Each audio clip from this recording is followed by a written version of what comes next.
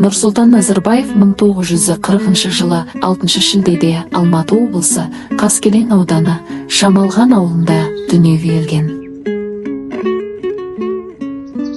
Балалық шағы соғыстан кейінгі қиын кезеңге тап келді.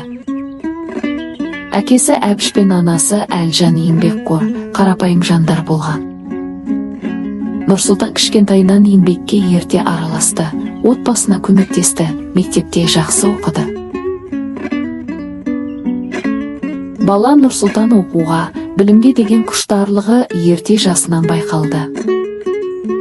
Ол бастауыш сыныптан бастап ақ алғырлығымен, зеректігімен көзге түсті.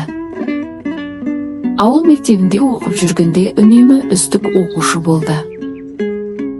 Кітап оқуға әуестігі зор еді, бос уақытын көбіне оқулықтар мен көркем әдебиеттерге арнайтын. Мектеп бітірген соң, білімін жалғастыру үшін Теміртауға барып, металлургия комбинатында еңбек ете жүріп, Қарағанды политехникалық институтына түсіп, инженер мамандығын алды.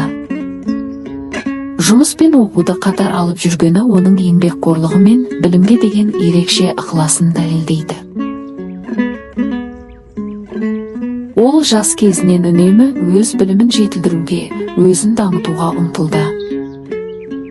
Бұл қасиеті кейін ел басқарудағы дана шешімдеріне де үлкен әсер етті.